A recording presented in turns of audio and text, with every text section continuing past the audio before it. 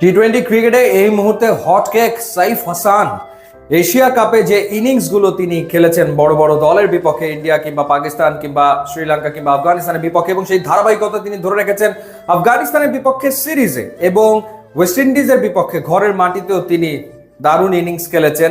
White ball ক্রিকেটে তিনি নিজেকে সম্পূর্ণ অন্যদের থেকে আলাদা একটা জায়গায় নিয়ে যেতে সক্ষম হয়েছেন তার ক্লিন হিটিং এর মাধ্যমে।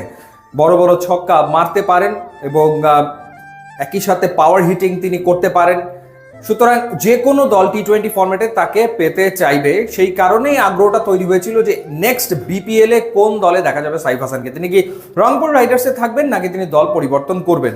আলোচনায় ছিল রাজশাহী ওয়ারিয়র্স, কিন্তু না, সাইফ হাসান তিনি যোগ দিয়েছেন শাকিব খানের দলে, অর্থাৎ ঢাকা ক্যাপিটালসে।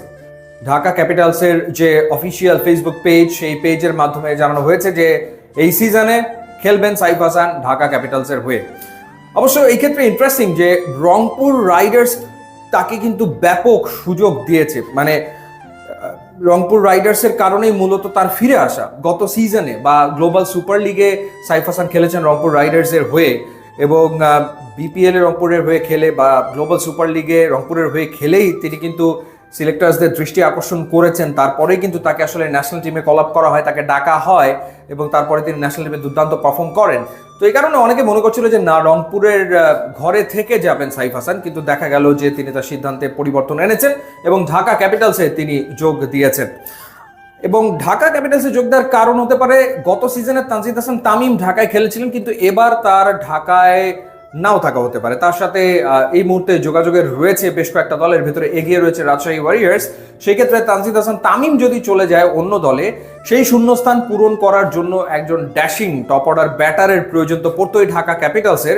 সেই কারণেই আগে ভাগে সাইফ হাসানকে দলভুক্ত করে ফেলেছে শাকিব খানের দল। একই সাথে তারা তাসকিন আহমেদকেও কিন্তু নিয়েছে আইকন ক্রিকেটার হিসেবে, একেবারে ডিরেক্ট সাইনিংয়ে তাসকিনকে তারা দলভুক্ত করেছে। লাস্ট সিজনে তাসকিন খুবই দুর্বল একটা দলের হয়ে বিপিএল এ খেলেছেন, দুর্বার রাজশাহীর হয়ে তিনি খেলেছেন, যে দলটা নানা কারণে সমালোচিত হয়েছে।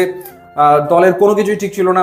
একটা সময় এরকম হয়েছিল যে প্লেয়াররা তারা আসলে অনুশীলনে যাবে না, কারণ তাদের পারিশ্রমিক পরিশোধ করা হচ্ছে না, তারা অনুশীলন বয়কট করবে, ম্যাচও বয়কট করবে, এরকম আলোচনা উঠেছিল। মালিককে খুঁজে পাওয়া যাচ্ছে না, হোটেল বিল ক্লিয়ার করা হয়নি, বাসের পেমেন্ট পরিশোধ করা হয়নি, এরকম একটা দলে আসলে তাসকিন খেলেছিল।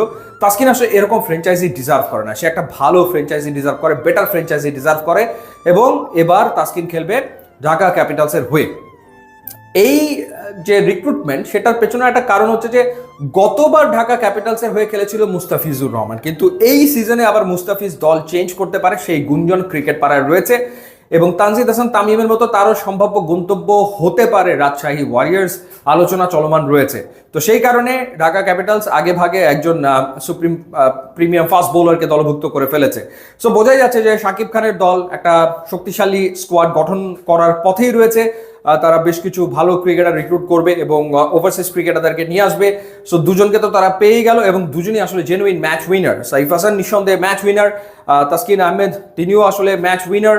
এখন দেখার ব্যাপার যে গতবার আর যারা খেলেছিল ঢাকা ক্যাপিটালসের, স্পেশালি লিটন কুমার দাস কিংবা সাব্বির রহমান, তারা আসলে ঢাকার টিমে থাকেন নাকি তারা আসলে অন্য টিমে চলে যান, বা ঢাকায় আর কাদেরকে সামনের দিনগুলোতে দেখা যায়। সো লেটস সি, রিক্রুটমেন্ট শুরু করেছে ঢাকা, এবং শুরু করেছে বেশ চমক দেখিয়েই সাইফ হাসান এবং তাসকিনকে দলে নেওয়ার মাধ্যমে।